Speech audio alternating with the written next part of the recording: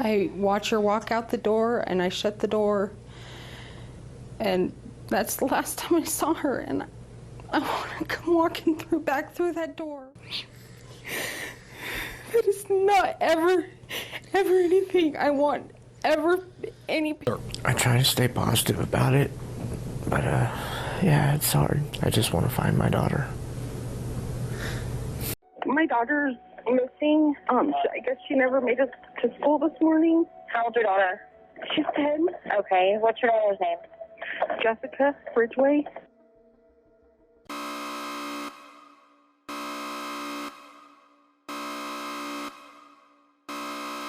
The last confirmed image of Jessica Ridgeway shows something painfully ordinary. A 10-year-old girl walking to school on a clear October morning. No fear on her face. No sign that anything is wrong. Just a child doing what she had done countless times before, heading toward the bus stop, toward friends, toward a normal school day. That image ends at 8:17 a.m.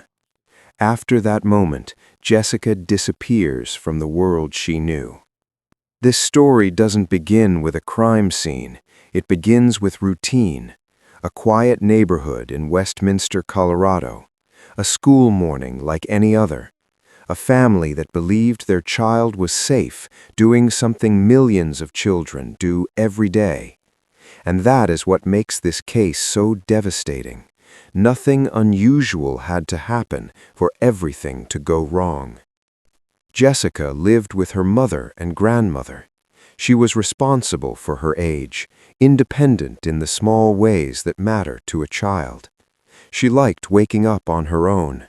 She cared about being on time. She had friends she met along the way to school. She wasn't reckless. She wasn't rebellious. She wasn't sneaking off. She was simply walking. Ask yourself this. How many times have you watched a child walk out the door and assumed you'd see them again in a few hours? On the morning Jessica vanished, there was no struggle witnessed, no screams reported, no alarm raised. Surveillance cameras captured her crossing an intersection, moving forward, unaware that this would be the last moment anyone could confirm her safety. And that silence, those missing minutes afterward, would soon consume an entire community. When Jessica didn't arrive at school, no one panicked immediately. Delays happen, miscommunications happen. Her mother worked nights and was sleeping. Hours passed before anyone realized something was deeply wrong. By the time the question was finally asked, "Where is Jessica?" the answer was already slipping further out of reach. Police initially approached it the way they often must, cautiously. Children wander, children get rides, children misunderstand schedules. But as the day stretched on, one fact became impossible to ignore. Jessica had never missed school before, not once. She loved learning, she loved being there. This wasn't her. That realization is the moment this case turns cold. Search teams moved in, neighbors began looking, officers retraced her known route step by step, scanning sidewalks, parks, intersections, every place a 10-year-old might reasonably be. And yet the trail didn't fade gradually. It stopped, abruptly, as if Jessica had stepped off the map. That kind of disappearance changes everything. It forces a different kind of thinking. It raises questions no parent ever wants to hear asked out loud. Was she taken? And if so, how close was the person who did it? This is the point where hope and fear exist side by side, where every lead feels possible, where every stranger looks unfamiliar, and where an entire town begins to realize that whatever happened to Jessica Ridgeway did not happen far away, it happened right here. And the truth, when it finally surfaced, would be so disturbing that even seasoned investigators struggled to process what they were seeing. So as you can hear from that interview, this is a very serious situation. Normally, Jessica meets some friends at a park, which is just about 3 blocks from her home. Then the entire group walks to Witt Elementary. The girls that she usually walks with have been interviewed. They did not see her today, but at such a young age, as of 10 years old, they just did not think much of it. Again, we do want to show the picture of Jessica Ridgeway, 10 years old, 4'10" in height with shoulder blonde hair. She has blue eyes.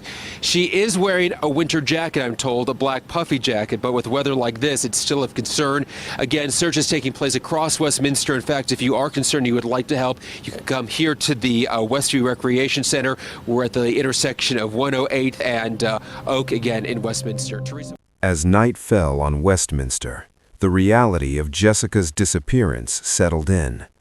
What had started as concern was now fear.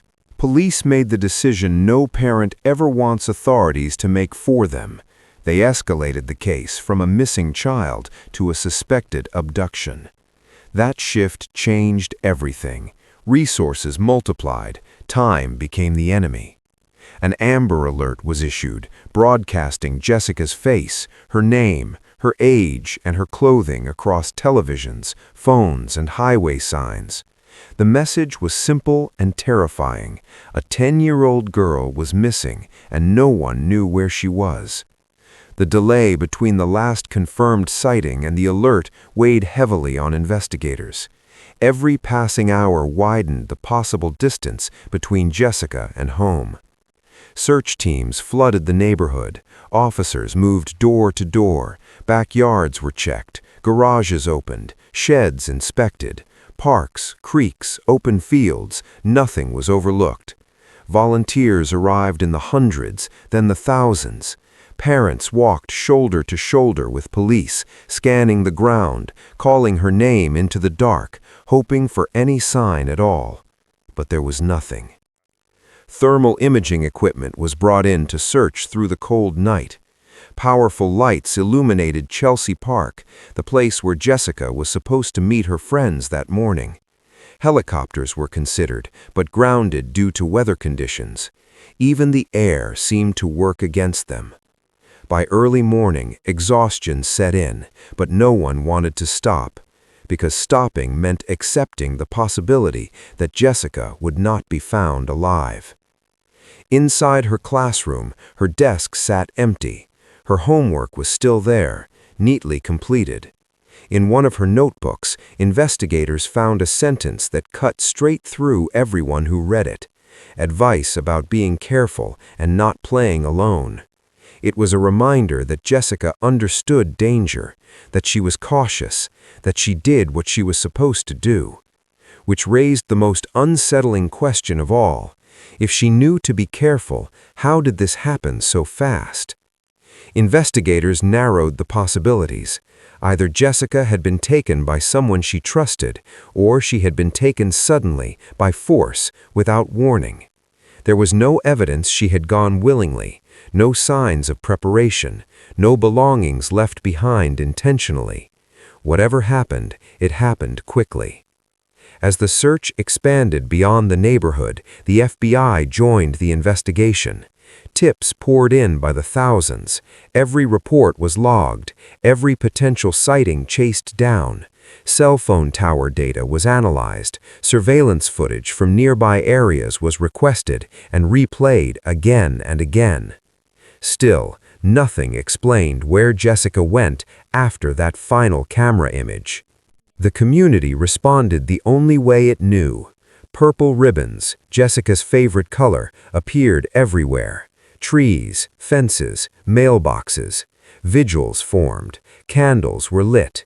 Strangers who had never met her spoke her name as if they had known her forever. Parents held their children tighter. Kids were walked to school who had never needed escorts before. 4 days after Jessica vanished, her family stepped outside for the first time to speak publicly. They denied any involvement and cooperated fully with investigators, providing DNA samples and access to their home. Police ruled them out early, focusing instead on a stranger abduction, a conclusion that brought no comfort, only dread. because a stranger meant unpredictability, and unpredictability meant that whoever took Jessica could still be out there, watching, waiting, blending in. Then, just as hope flickered in the smallest possible way, something was found miles away from her home, something unmistakably hers. And with that discovery, the search for a missing girl would begin to transform into something far darker. Wednesday night, police announced a body had been found near a park in the Denver suburb of Arvada. At this point, they won't officially confirm it as 10-year-old Jessica Ridgeway, but multiple police sources tell ABC News they believe it is the girl's body. 6 miles from Jessica's home, maintenance workers found a heavy bag on the side of the road. They didn't. So you were out, for a better word, hunting? Yeah, that's the only word I can think of. For more than a week, the search for Jessica Ridgeway stretched across Colorado. Streets were lined with volunteers. Yellow ribbons appeared on fences and trees. Parents walked their children to school, holding their hands tighter than ever before. Then, on October 10, 2012, the search ended in silence. Investigators were called to Partridge Park in Arvada, Colorado, a quiet wooded area nearly 10 miles from Jessica's home. Inside the park, officers discovered a trash bag containing human remains. The location was remote, deliberately chosen, and far removed from where Jessica had vanished. Dental records would later confirm the truth the community feared most. The remains belonged to Jessica. Police revealed that only part of her body had been recovered. The discovery made it clear that this was not an accident, not a runaway case, and not a misunderstanding. Jessica had been murdered. As news spread, the tone of the investigation shifted instantly. What had once been framed as a desperate search for a missing child was now officially a homicide case. Detectives acknowledged what many had already suspected. Jessica was taken during her walk to school and killed shortly afterward. Outside her family's home, candles and stuffed animals piled up. Vigils formed in school parking lots and church halls. Teachers spoke through tears. Parents struggled to explain the unexplainable to their children. Investigators said little about the condition of the remains, but they confirmed one detail that would later become significant. A cross pendant, similar to one Jessica was known to wear, had been found with the evidence. At the time, it was simply another heartbreaking confirmation that the girl everyone had been searching for was truly gone. The community mourned together, but beneath the grief, a darker realization set in. Someone had walked among them. Someone had watched a 10-year-old girl disappear, and that person had not been caught. The case had entered its most dangerous phase. What does it mean when the first real answer doesn't come from a witness, but from the ground itself? The item was small, easy to miss, found far from the neighborhood searches, far from the posters and purple ribbons. When investigators confirmed it belonged to Jessica, the tone of the case shifted instantly. This was no longer about where she might be hiding, it was about where she had been taken. The discovery forced law enforcement to redraw the map. Search grids expanded outward, stretching into rural areas and stretches of land that felt deliberately chosen, places where no one lingered, where evidence could disappear without notice. K-9 units were deployed again, this time following a scent that no longer led back home, but away from it. Each mile widened the gap between hope and reality. Behind the scenes, investigators began quietly re-evaluating their original assumptions. Stranger abductions are rare. They require opportunity, timing, and a level of confidence that most people don't have. Whoever took Jessica didn't panic. They acted decisively. That suggested planning, or at least practice. Detectives revisited the neighborhood with fresh eyes, not as a place where a child wandered off, but as a hunting ground. Who knew the routines? Who noticed when adults left for work? Who understood which moments were unsupervised, which doors were unlocked, which paths were predictable? Security footage from surrounding streets was pulled again, slowed down frame by frame. Cars that once seemed irrelevant were now scrutinized. A vehicle passing twice, one that idled too long, another that appeared at an odd hour, then vanished from view. None of it was definitive, but patterns began to form. At the same time, forensic teams worked quietly in the background. Fibers, soil, trace evidence from the recovered item, the kind of work that doesn't make headlines, but builds cases brick by brick. Results would take time, and time was something this case had already consumed too much of. Tips kept coming. Some were desperate, others cruel, many well-meaning but wrong. Each one had to be checked, logged, eliminated. Investigators followed leads across state lines, interviewed people with no real connection, and still came back empty-handed. The absence of answers began to feel intentional, as if someone had worked hard to erase their trail. Then there was the question no one wanted to ask out loud. What if Jessica wasn't taken far at all? What if the danger wasn't some shadowy figure passing through, but someone who had always been close enough to blend into the background? Someone whose presence wouldn't raise alarms. Someone who understood how to stay invisible. The idea changed how detectives looked at everyone. Friends, neighbors, familiar faces, ordinary routines. As pressure mounted, investigators prepared to take the next step, narrowing their focus not on where Jessica might be, but on who had the opportunity to make her disappear without anyone noticing, because the evidence was beginning to suggest something deeply unsettling. Jessica didn't vanish into the night. She was removed from it by someone who knew exactly how much time they had. And the closer police got to that realization, the closer they came to uncovering a truth the community was not ready to face. What happens when investigators realize the person they're looking for doesn't feel like an outsider, but someone who belongs? As the search tightened, detectives shifted their focus inward, not toward distant highways or anonymous faces, but toward familiarity, the kind of familiarity that doesn't stand out, the kind that doesn't trigger fear. Because whoever took Jessica didn't rush. They didn't improvise. They moved with a confidence that suggested something far more dangerous than impulse: control. That realization reframed everything. Interviews were revisited, not to hear what was said, but to study how it was said. The pauses, the inconsistencies that had once seemed like nerves, now felt calculated. Statements that lined up too perfectly began to raise suspicion. People who volunteered information unprompted. People who appeared helpful, cooperative, invested, almost too invested. Investigators know this pattern well.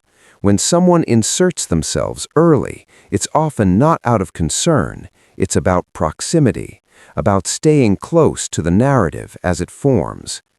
Background checks followed, quietly at first. Employment records, prior complaints, small incidents that never escalated, never made headlines, but painted a picture when placed side by side. None of it screamed guilt, but it whispered something else: access.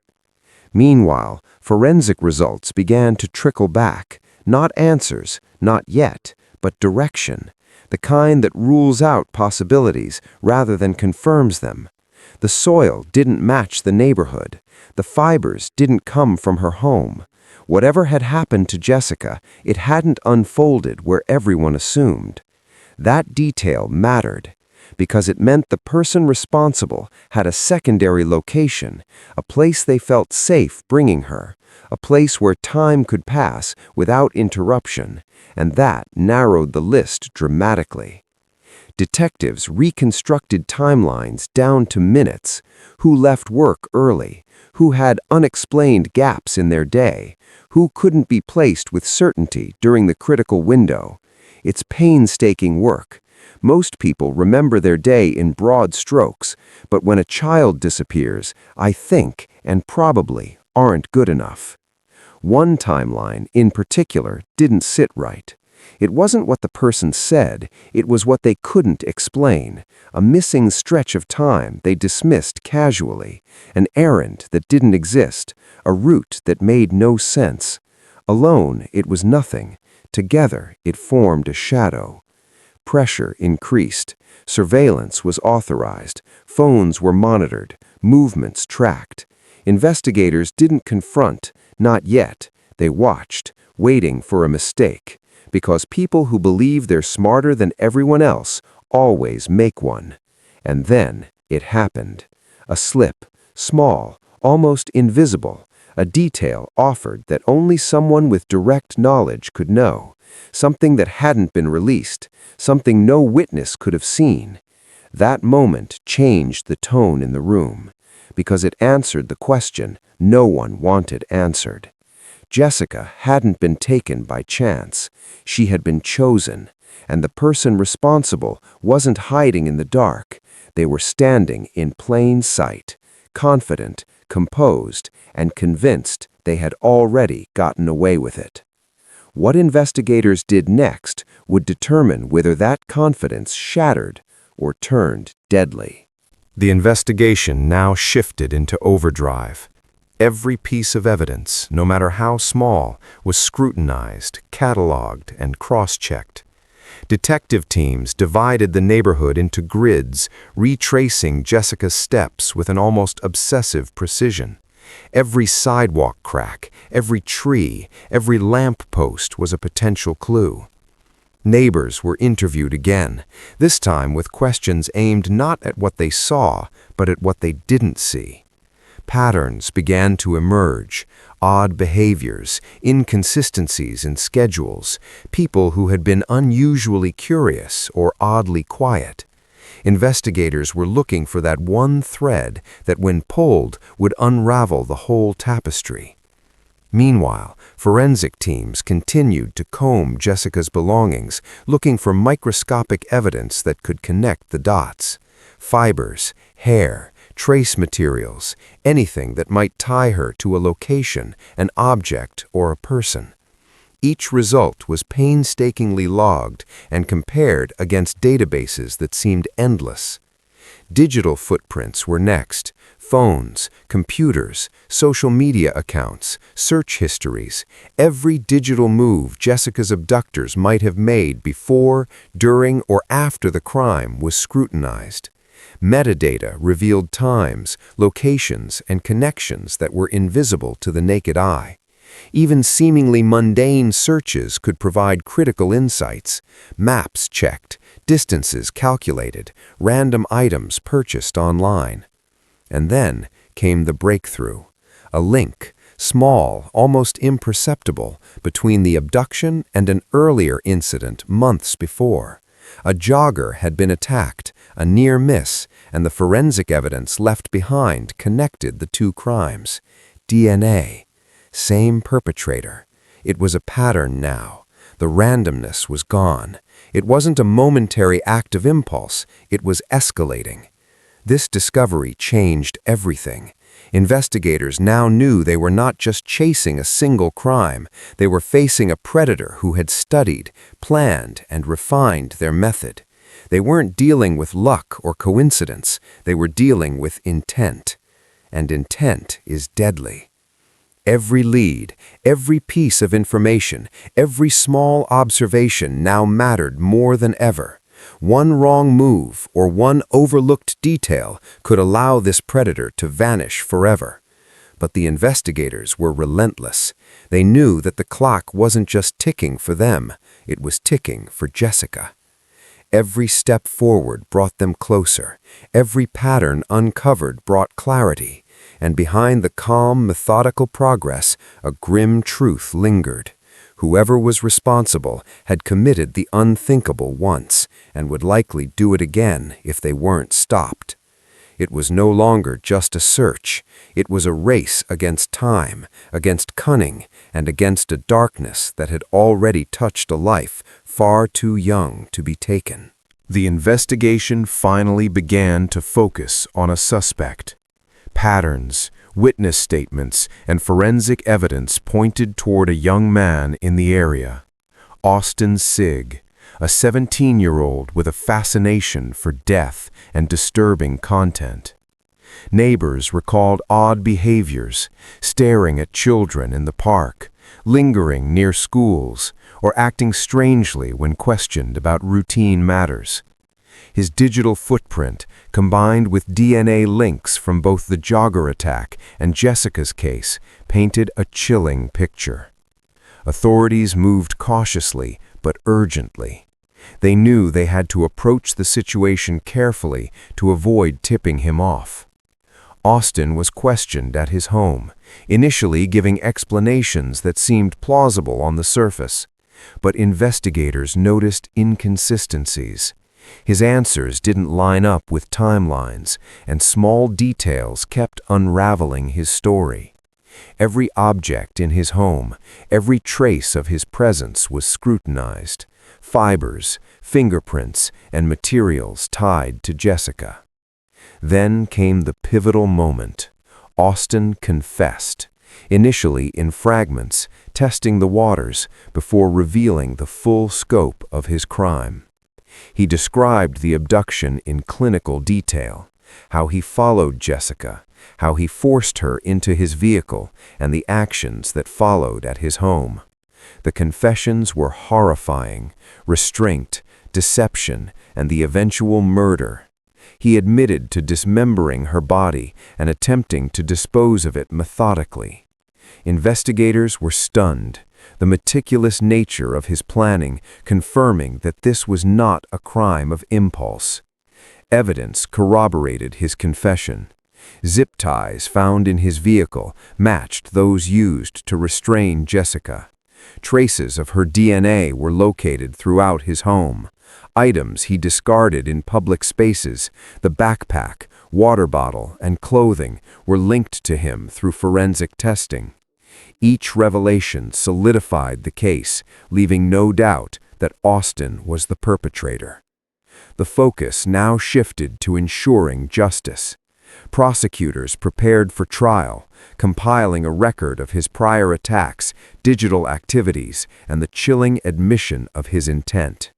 Meanwhile, the community grappled with shock and grief, struggling to process how a teenager could commit such atrocities. Hi, this is Molly at Westminster Police. Can I help you? Hi, I need you to come to my house. My son wants to turn himself in for the Jessica Ridgeway murder. Can you tell me exactly what he said? But he did it, and he gave me details, and her remains are in my house. Did you see them? No. Is he there with you? Yes. Is he cooperative? Yes. What is your son's name? Austin Sigg. Okay, I understand that you're probably, feeling pretty crappy right now, but I want you to know that you did the right thing by calling. He did it. He just wanted me to call. He is turning himself in. Okay, do you think that he's going to be cooperative with the officers? Absolutely. Okay. Do you think that Austin would talk to me? Will you talk to us? Yeah, hold on. Okay. Hello. Is this Austin? Yes, it is. Hi, Austin. This is Molly at the Westminster Police Department. Hi. Can you tell me a little bit about what's going on right now, or how you're feeling, or how did this come about? I don't exactly get why you're asking these questions. I murdered Jessica Ridgeway. Okay. I have proof that I did it. There is no other question. You just have to send a squad car, something down here, and I will answer all the questions that you want to ask, or anyone wants to ask of me as soon as you gotta get down here. Okay. Have you committed any crimes like this before? Do you have a criminal history of any sort? The only other thing that I have done that before this was the Kettner Lake incident where the woman got attacked. That was me. Ma'am, I understand you want to call your husband, and I'm sorry, but I would like to keep you guys on the phone just until the officers get a little bit closer.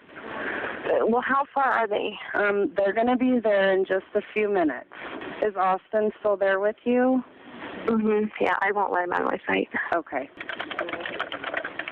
Has Austin been diagnosed with any mental health issues? Does he see a counselor or take any medications? He saw a counselor years ago for porn. Okay. I can't breathe. Take some deep breaths for me. Do you want me to start you an ambulance? No. Are you sure? I'm sure. Okay, what just happened? I opened the window. What's that? I just opened the window. Okay. I need air. Okay. Mindy, take a couple deep breaths for me, okay? You tell me when the officers get there. They're coming to your front door. Okay? I don't see them. I don't see them yet. You don't see them? No. Is Austin okay with you right now? Yeah, he's just getting really anxious, and so am I. Okay. They're here. They're coming up. They're coming up to the door? Yeah. Okay. Do you see the plainclothes officers and their badges? Yeah, they're here. Okay, I'll let you go speak with them, okay? Okay.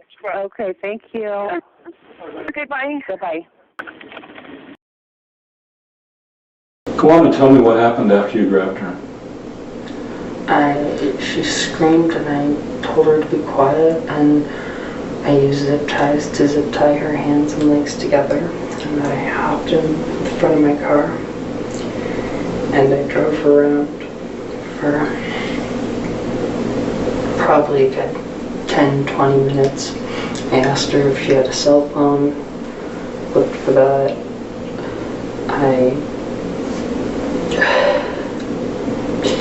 She kept asking me questions, and I would answer them, and I would lie to her. I would tell her that everything was going to be okay, and I would just lie to her. And I took her up to my room, and I sat her in my room, and I played Netflix on the TV for her. It was either like Family Guy or something. I don't remember. It was some cartoon. I just kind of sat there. I sat there and I stared at her, and I just remember absolutely blankness in my head, having no thoughts, nothing. And it terrified me. And after sitting there for probably an hour, maybe, I don't exactly remember, time kind of started feeling weird then. After that, I asked her to change into a pair of a shirt and shorts that I had, and I let her go into the bathroom to do that. And she came back, told her to put all her clothes in her backpack and get her backpack ready and everything. The case moved into the courtroom, where the full extent of Austin Sigg's crimes was laid bare. Prosecutors painted a grim picture, a premeditated abduction, murder, and dismemberment of a 10-year-old girl, combined with his prior attempted attack on the jogger. They highlighted his calculated planning, researching chloroform, searching for abduction techniques online, and disposing of evidence methodically. His obsession with death and morbid content only reinforced the argument that this was a deliberate and deeply disturbing act.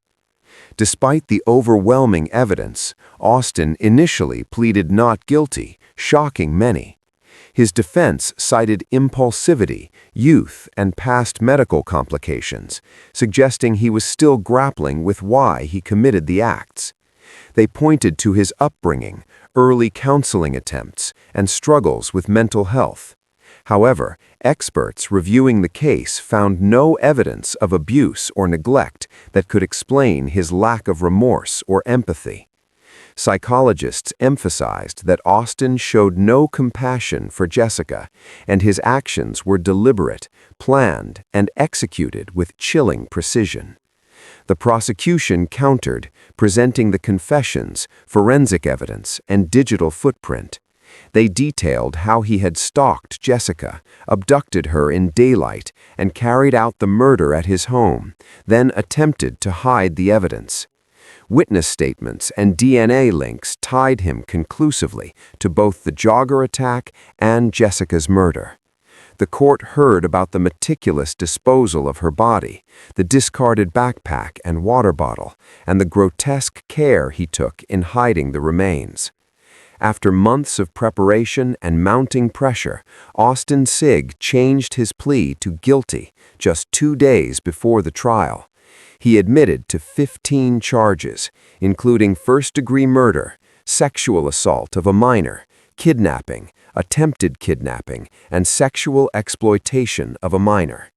The plea sent shockwaves through the courtroom and the community, providing the first sense of closure to Jessica's grieving family. The sentencing ensured that justice would be served. Austin received life in prison for the murder charge, plus an additional 86 consecutive years for kidnapping, sexual assault, and other offenses. Although he was a minor at the time, the court made it clear that the severity of his actions demanded he never have the chance to harm another child. The judge emphasized that this was not a case for leniency. The calculated and cruel nature of the crimes warranted the maximum possible sentence. Outside the courtroom, the community continued to honor Jessica's memory. Memorials, purple ribbons, and playgrounds were dedicated to her. Programs like the Lassie Project, allowing parents to alert communities about missing children, and the Jessica Ridgeway Cheer Camp, reflecting her dream to be a cheerleader, ensured that her legacy would live on. Her family, while heartbroken, found some solace in knowing Austin Sigg would never be free to harm another child. Even Austin's mother, Mindy, who had bravely called the police to turn her son in, faced a complex mix of grief and guilt. She fully cooperated with investigators and entered therapy to cope with the unimaginable reality of her child's actions. The Ridgeway family, meanwhile, focused on remembering Jessica, keeping her memory alive through family, friends, and the community initiatives she inspired. Jessica's story remains a powerful reminder of both human darkness and resilience, the community's courage, law enforcement's persistence, and the importance of remembering victims while striving to prevent such tragedies in the future. Even after the nightmare ended, the impact of Jessica Ridgway's story didn't fade. The Westminster community was left reeling, but slowly healing began. Families, neighbors, and her school came together, offering support, counseling, and a sense of solidarity for anyone affected. Vigils were held, memorials created, and purple ribbons appeared everywhere, a symbol of remembrance for the little girl whose life ended far too soon. Her tragedy also sparked a renewed focus on child safety. Parents, teachers, and local organizations worked tirelessly to teach children about stranger danger, safe routes, and how to trust their instincts. Jessica's story became a real-life lesson in vigilance, a reminder that even small precautions can make a difference.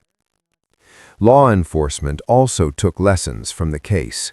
Every detail, from the initial investigation to evidence handling, was reviewed to improve future responses to missing children. Jessica's case highlighted the importance of rapid coordination, thorough DNA testing, and clear communication with families. And yet, Jessica's legacy goes far beyond law enforcement or rules. Her memory continues through memorials, scholarships, and programs dedicated to keeping children safe. The Lassie Project and other local initiatives now alert communities instantly when a child goes missing, a life-saving system inspired by her story. Her family also turned grief into purpose. Every act of remembrance, from community events to the memorial playground, ensures that Jessica's life continues to touch hearts and inspire change. It's a testament to how even the darkest tragedies can spark hope, awareness, and action. Jessica Ridgeway may have been only 10, but the lessons from her life about love, vigilance, and community will never be forgotten. By remembering her, honoring her memory, and advocating for children everywhere, her story lives on.